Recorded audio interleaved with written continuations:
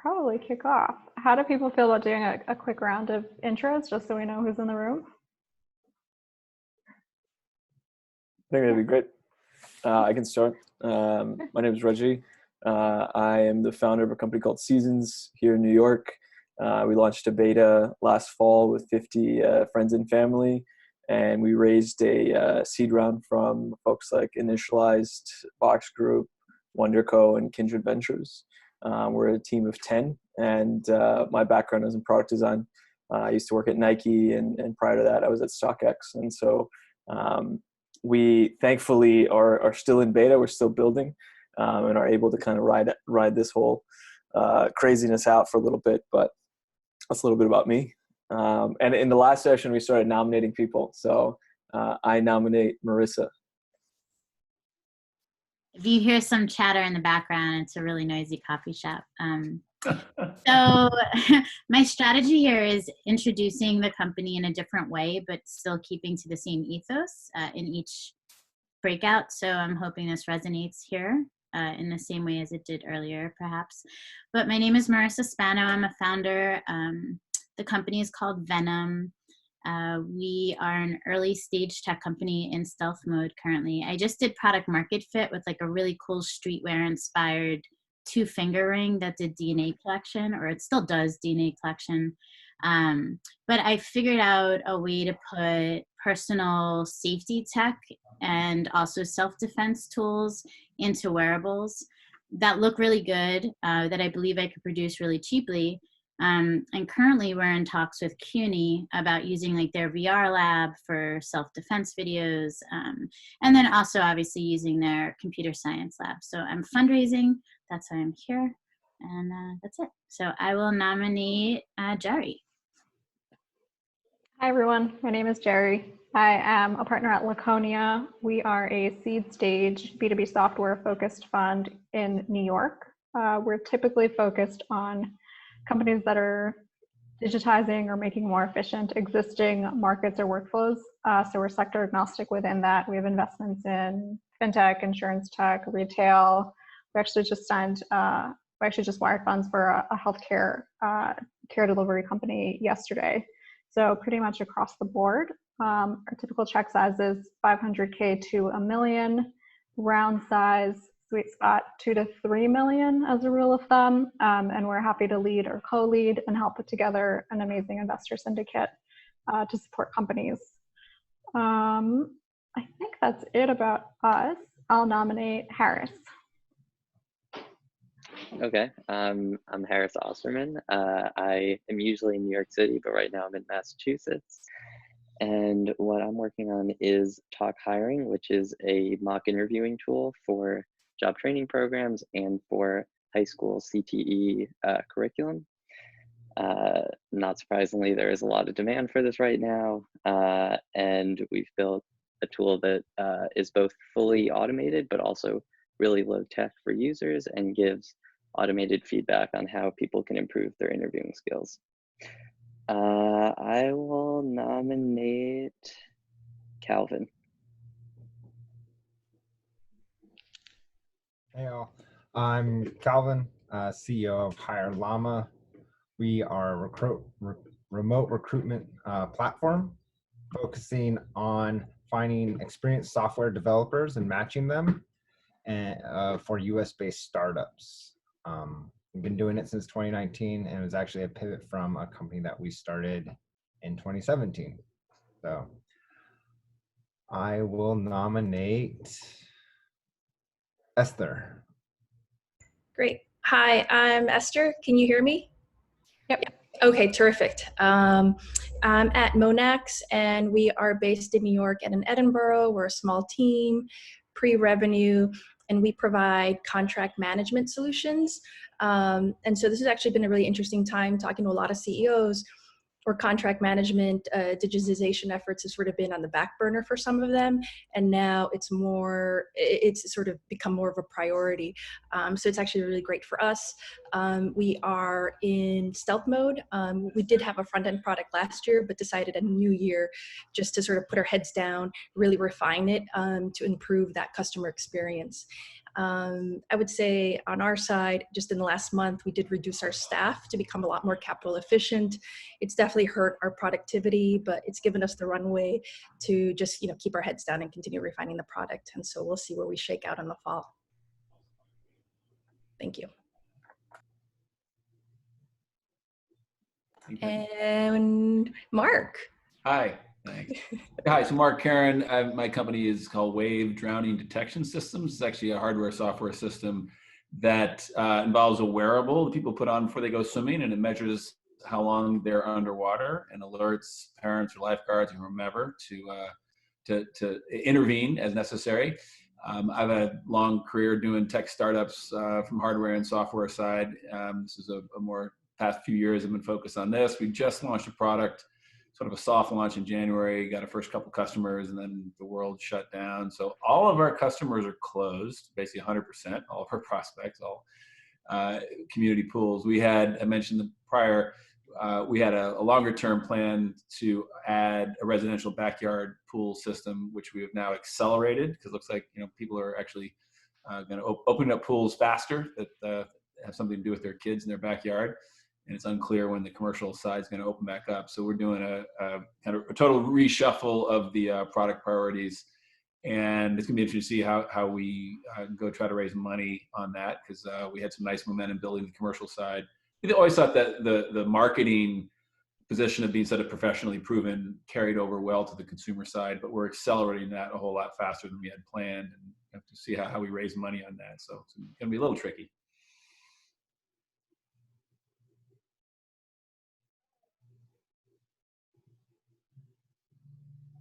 Left everyone speechless. Who else do we have? Who hasn't gone? Angus. Oh, I'm sorry. I'm supposed to, yes. Yeah, Angus. I think we already heard Angus's intro. Have we heard from Angelo or Brittany? Or one of them is just moderating, I think. Hi, I'm Brittany. I'm the moderator. I'm currently a student at UC Berkeley, and I'm just here to help with technology. Thank you.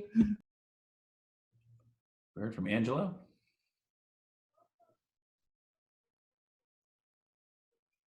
You're on mute, Angelo.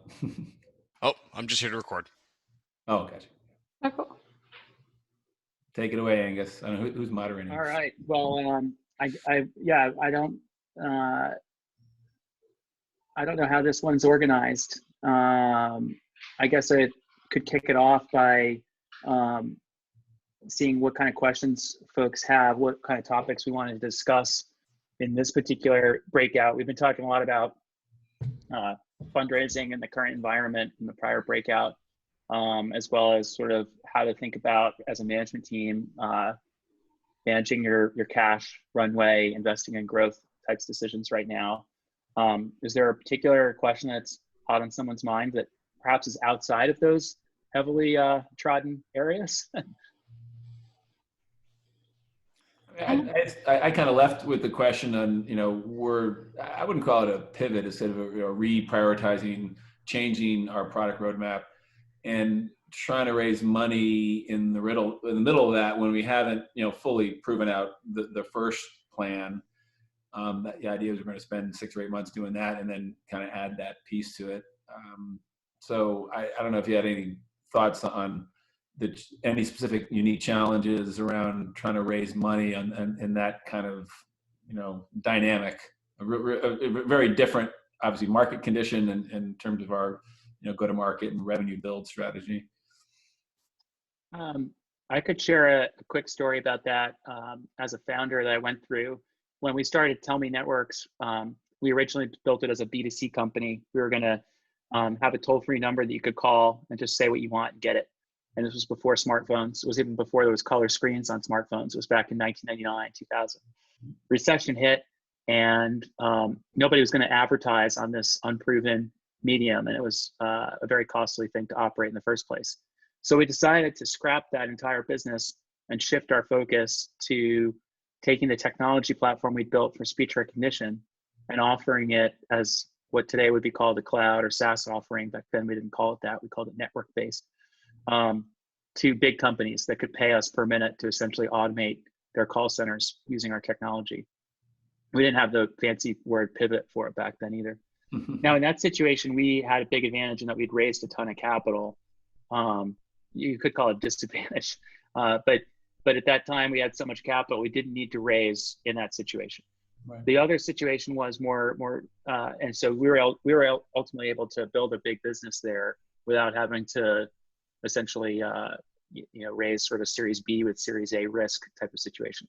But that was the other scenario, that the one closer to what you described. So I went through at my last startup at Upserve, where we originally launched to do one thing. We pretty quickly found that wasn't going to work, shifted all our focus to something different. That was seeing some early progress, some early traction, but we needed to raise. And fact of the matter is, you could call it a Series B because the last thing we'd raised was called a Series A.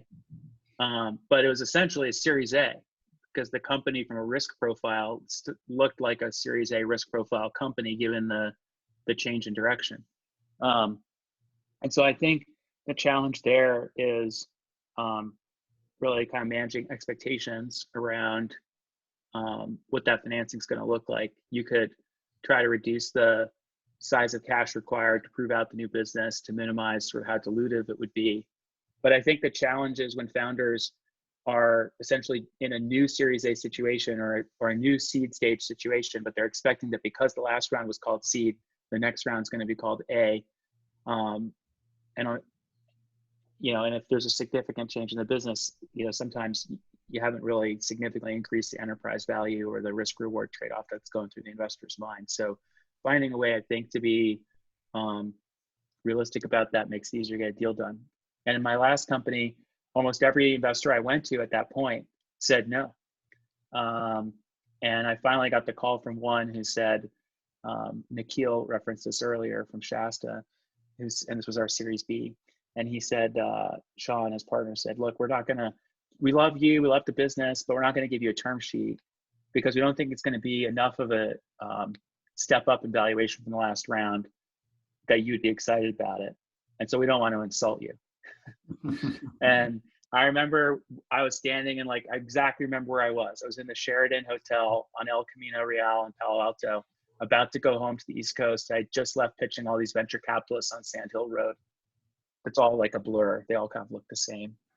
And I remember saying to Sean, I was so frustrated because I was down to my last, I was out of options. And I remember saying to him, I was like, that's such a cop out. Just give us if that's true, what you're saying is true, then just give us a term sheet that reflects the deal you would actually do, that you would be comfortable doing. And I think he was surprised to hear that from me as the founder. I flew home through Chicago, and I distinctly remember being at the Admirals Club at the Chicago O'Hare Airport when he called me back and said, all right, here's the deal we would do. And, it wasn't the most glamorous deal that I'd wanted, but we took the capital, we lived to fight another day. And ultimately, we had a very successful exit. It was a good investment for Shasta. What was it that made them comfortable enough to move forward given any of the pivots? So in any of those, any of the situations, I guess, what are the ways that you've seen founders demonstrate that momentum, those leading indicators, or what is it that they can actually control given such a fundamental change in business strategy? It's a good question. And most of the time, investors are not inclined or less inclined to be sort of investing in a pivot, but sometimes they can see it as an opportunity for them to essentially get a sort of a second bite at the apple or to get into an opportunity they wouldn't have otherwise had. By the time that the company's gone through a pivot, some other investor has basically paid for the company to learn a lot of stuff, so that now essentially you're coming in almost like drafting off of that to a certain extent. So I think, if it can be positioned as a positive, and if the founder can be a realist and pragmatic in the approach, I think they can get over it. But it does depend on the investor ultimately having, a high degree of conviction in the team, the market, the product.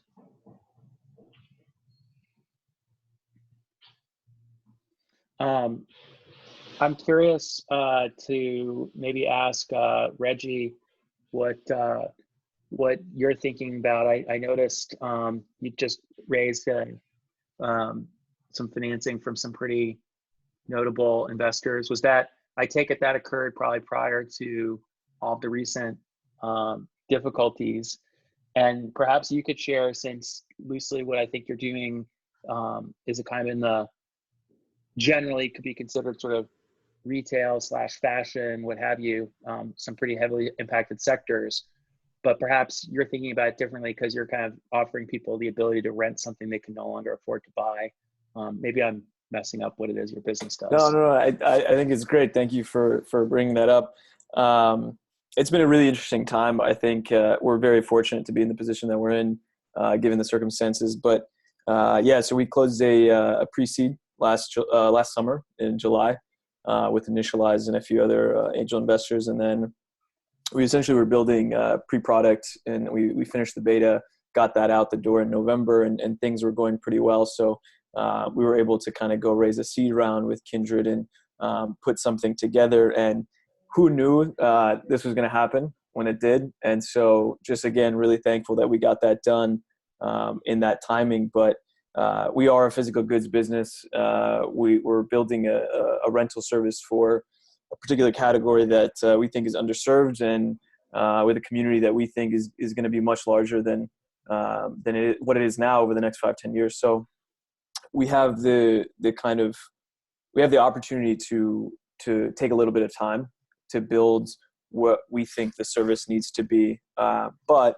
one thing that kind of is on my mind right now, and it's something that was I think Mark was touching on, which was kind of us just having come out of a fundraise, raising enough capital to get us to where we thought we would be for a Series A, and now that kind of landscape shifting significantly, right? We've lost a couple of months of time, and we're thinking a lot about maybe going back out, doing I mean, it all has different names, but a seed plus, an extension to our current seed, to not just buy back lost time, but to position us in a way, an opportunistic way within the industry to offer something really interesting to the brands that we ultimately need to build relationships with. So the vertical we're in has been significantly impacted. We think it's going to change substantially over the next few months, over the next few years even. We've seen disruptions in supply chain, brands who were invested significantly in Asia as a market to produce product. And so we've been thinking a lot about how to position ourselves into 2021, kind of spring, summer, and really try to see this through for a full calendar year, and continue growing the beta. But the reality is I think that our belief is that there are tailwinds post kind of COVID-19 for this particular type of industry. And we've seen that before. Rent the Runway is kind of another company you could look at that started post 2008 financial crisis, when they started offering kind of a service to women that didn't exist before. And it was something that was very relevant for the time, because I think people started to rethink a lot of the purchases. They started to kind of cut back on spending, and clothing is still something that we think has a very emotional effect. It makes you feel good. It makes you kind of take your mind off of the bad things going on around your life. And so we think, we're going to try to position ourselves for that, but that involves kind of having these conversations about fundraising again, and going through it, the process, and navigating the valuation caps and the safe and all that stuff. So that'll be interesting. I was going to ask Esther, maybe if you could share a little bit about what it's like to sell to you mentioned selling contract management software to, it sounds like you're selling kind of at the high levels. You mentioned talking to CEOs and so on. And is that something where in the past you would have had to sell in person, and now you've had to transition to doing it remotely, or was it always possible to do it remotely? And kind of what kind of problems or new approaches are you finding there? Absolutely. Yeah, last year there was definitely more of just a heavy sales lift in terms of getting in front of CEOs and CFOs. And now we are definitely I think we're in this sort of sweet spot where we are heads down and we get to refine the product.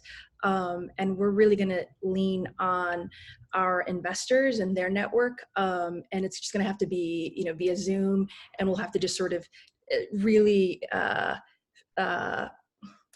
refine the way we do the training on, like the onboarding through Zoom. And that should be fine, just because our product, we're keeping it very simple in terms of that onboarding process and trying to make it as seamless as possible. But it will change that really rich in-person relationship building that you have with these companies. But everyone's sort of migrating towards that way, given what's happening. Maybe we could continue the trend of decentralizing things, and you could nominate a question, Esther, of one of our other breakouters. Yeah. Let's see. Nominate a question. Maybe, yeah. I just, yeah. I hadn't come prepared to. I don't want to dominate the breakout per se. Absolutely, yeah. I mean, I really appreciate just some of the conversations around the pivot, because that's something we've been thinking a lot about. Because we have this opportunity to do that, and so there's the opportunity to pivot, there's the opportunity to partner, but at the end of the day, focus on our thesis and just continue to just go all in, double down on that thesis. But it has been compelling during this time. There's some great opportunities out there, and we definitely see some pain points. But yeah, that's something in the last 2 weeks we've been sort of just really going back and forth on. So it's been great just to sort of get other people's sort of sentiment on that. Yeah. By the way, I think that if sometimes people think pivot can be viewed negatively for understandable reasons, but one thing that happens all the time in the public markets is that some externality is used as an excuse for an issue, right? Oh, there was a lot of bad weather. Oh, we blew our sales last quarter. There was so much bad weather, people didn't come out to shop. Oh, the weather was great. Oh, people didn't come out to shop. They wanted to stay home in their pools with the new wave sensing technology. That's why we missed our sales numbers. So one thing I think that is convenient about our current crisis is that, if there is a big problem in your business, and you want to hit the reset switch and do something completely new and different, when you're at that part of the partner presentation, you can say something to the effect of, well, obviously there was a big crisis and these 3 things changed. Therefore, we completely reevaluated our business and now we're doing X instead of Y. And people will kind of nod, blink, move on, and just sort of accept that. I want to piggyback off the idea of pivoting, quote unquote, because I think for us, it's been we've been having a lot of exercises around how we minimize costs, how we avoid falling into the spending trap of merchandise, being a physical goods business. But it's also inspired a lot of interesting new features for us. It's inspired a lot of different ways to approach acquiring product. And so I think it's important to have the conversation about what's on the table, but still giving it some time before making a decision to completely kind of shift direction. And that's something that we've been thinking about and kind of exploring, using this kind of time to really reevaluate what we've been building. So. Yeah, I would say on our end, since we are going to, we're still staying with our thesis, one thing that we are sort of really focusing on is that longer term ability to self-serve on our platform. While before it was more of a, let's do sort of a heavy-handed sales lift. So that is something where we're very much, baking that into our product development process. So like you, in terms of the features, really think, oh, does that change with what's happened?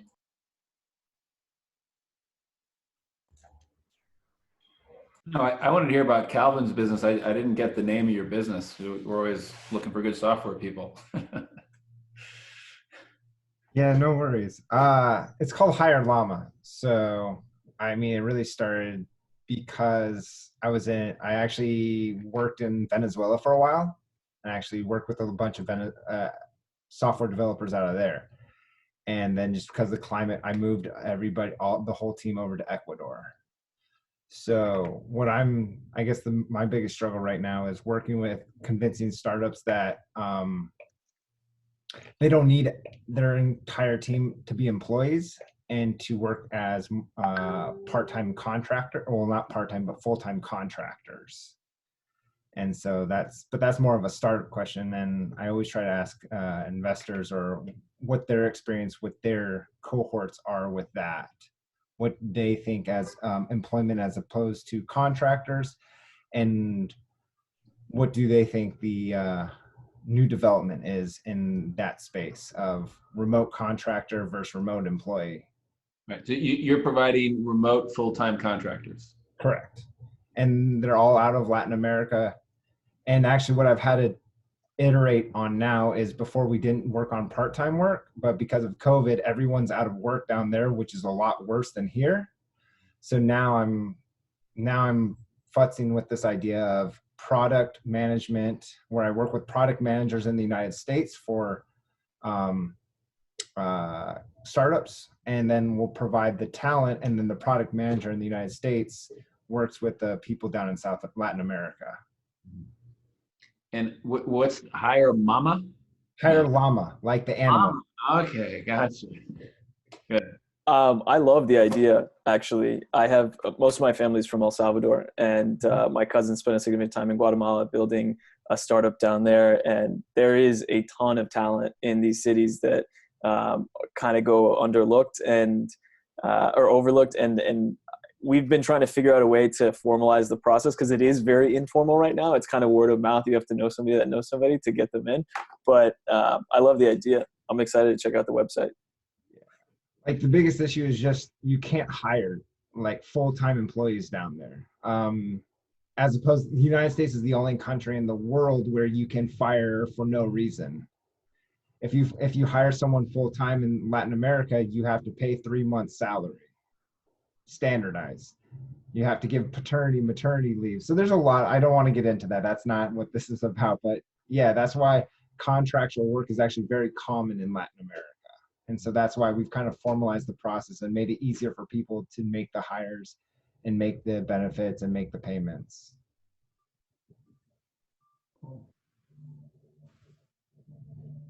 A number of our portfolio companies have development teams in Latin America as well. It's definitely been working well for them so far. But to your point, it has been very relationship driven. It's often been the CTO who happens to be from there and knows people and can kind of manage that. We found that the toughest piece for a lot of our portfolio companies who have thought about having remote teams but haven't quite made that jump on the engineering side is it always seems like you need either a CTO or a VP of engineering who has done that type of management before, and it can be very hard for companies to make that shift if they don't have that expertise and that experience already on the leadership team. Yeah, we've worked with quite a few companies, and that's why if you have a good manager in the United States, it's really easy. If not, that's why you either have to come up with a product manager down there, or you just have to have some form of manager, because anybody without management is just going to screw around all day. Not anyone, but some.